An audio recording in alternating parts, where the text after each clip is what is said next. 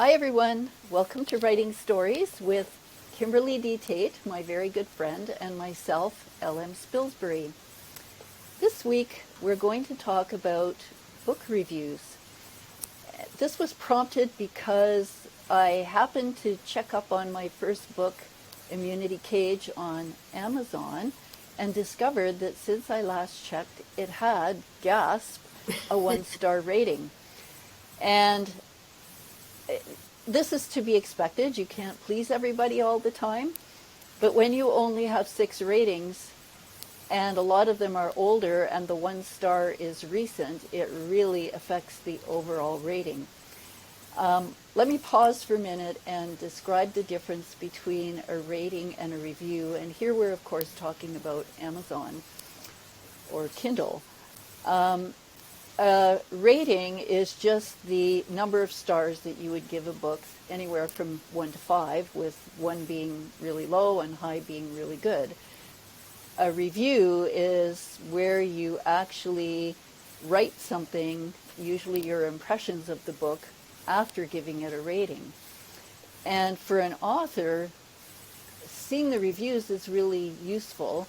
As a reader, I actually look for the lower star reviews because they usually tell me what kind of flaws somebody saw in the story, and that tells me whether it's a story that I would enjoy because those flaws don't bother me, or whether they are problems that would really bother me and I won't bother reading the book. So Kim and I have had some long conversations about reviews and ratings, and my big thing is that if people leave a review, especially a lower review, a lower star rating review, please explain why you didn't like it. Because as an author, we certainly don't expect to please everybody. But if your complaints are something easy to fix, like the book description doesn't really accurately describe what's in the book, or, you were expecting something else, or whatever, at least as the author, we can decide whether it's something that we can Go back and fix. Go back and fix, exactly. I mean, if you just don't like that kind of story and you read it not knowing what you were getting into, I mean, hey, of course, that's fine. Yeah. But yeah, I find it very frustrating as an author to get a 1-star rating. Or I haven't had any 2 stars. It's been 1 star or either. I haven't had any because I don't have anything published yet. Yes, but you will, and the I day will. come. Yes. The day will come when you get your first 1-star rating, Yeah, and you're I going to know. sit there and wonder, oh dear. What did I do Obviously, wrong? well, it's not even what did I do wrong. It's like, why is this person unhappy with the book? Because Yeah. if it's just not their cup of tea, well, of course, I'm not going to rewrite the book because I wrote the story that I wanted to tell. But if it's because I misled you with the categories that I picked or the description that I wrote, well, maybe I need to tweak that so at least the readers who pick it up in the future will get what they're expecting to get. Right. That's been the thing that's bothered me. I know you and I have talked at great length about reviews because as a reader, we both use reviews to help us decide whether we'd want to read a story. Well, I did recently read a book. It was a free book that the author was giving away, hoping that you would subsequently want to read the rest of the series.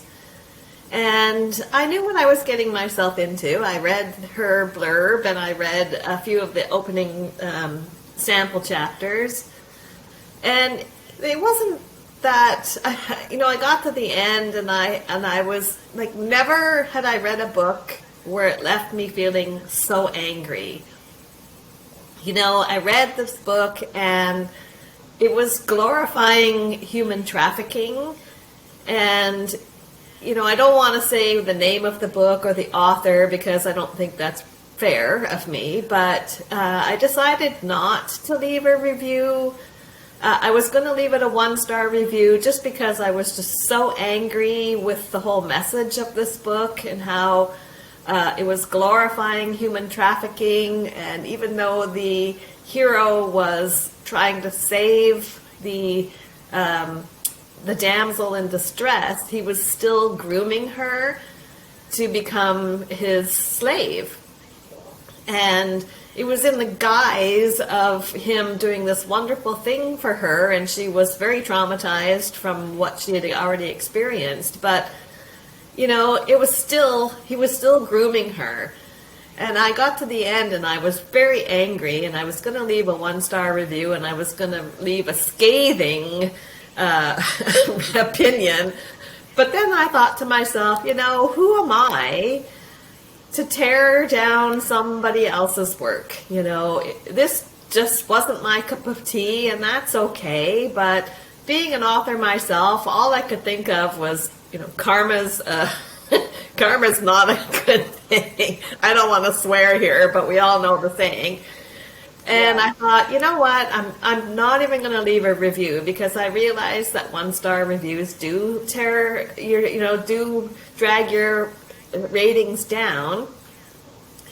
And I just didn't know what kind of a frame of mind the author was in. And I thought, I know how I feel when people rip my stuff to shreds, so I'm not going to do that to another person. So I decided not to leave a review. It's kind of like, if you don't have anything nice to say, then don't say anything at all. So I have a tendency to abide by the mantra that, if I was going to leave a 1-star, then it's better to not leave anything at all, because I realize it does lower your ratings. So that's just how I go. That's how I roll. Well, in fact, I subscribe to the same philosophy. I won't generally leave any kind of rating or review if it's going to be anything less than a 4-star. Yeah. Just because I realize the author spent a lot of time and energy writing the story and doesn't necessarily deserve to be torn down because I happen not to like it. I actually agreed on a couple of occasions to read books for other authors and to leave an honest review. And when I ended up being disappointed for whatever reason, I didn't want to leave that sort of comment, especially when they obviously gave me the book hoping that I would like it. Yeah. And I was really looking for things to like about it. And, it's made me careful about agreeing to read books for other people now. But for those people who are going to leave a 1-star rating or a 2-star rating or whatever, it would be really nice if they would at least then explain why. Yes. I wouldn't do it, you wouldn't do it, but some people do. And in that case, then please at least explain why. And to say I didn't like it, it was terrible, isn't really explaining why. It's just expressing frustration. So if you could explain what disappointed you about the story, I think that would be really helpful. Everybody's different, and I guess some people feel compelled to do this. I'm told that there's actually trolls out there who will just do this to be miserable, and that's really there's sad actually I've heard that actually that people are paid to do this. So, it is you're fighting an uphill battle, so. I know, which is, I don't give a lot of credence to ratings. I think that at the end of the day, as a sales tool, what works the best is if somebody reads the book and recommends it to their friends because they liked it so much. Word of mouth. Word of mouth. I think that actually works far better than ratings.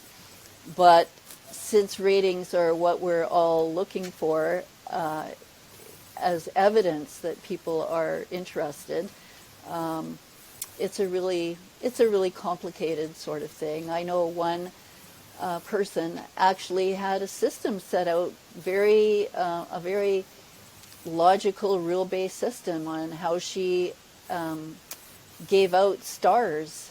And I actually spoke to her about it because a book that I had read that I thought was a 5-star story, she only gave 3 stars to. And so I asked her why, and she explained why based on her system. I suspect everybody has their own system and their own rules. So a 5-star rating from one person isn't necessarily based on the same criteria as a 5-star rating from another person. Yeah, yeah. Anyways, I guess this conversation just goes to show that ratings and reviews are a really interesting topic, Yeah. and Yeah. something that get a bunch of readers and writers around a table, and I'm sure they could talk for hours about it. Anyways, that was our 2 cents worth about it today. Thanks everybody for tuning in, and we'll see you next time. Bye for Bye now. now. Bye. All right. Well, I'll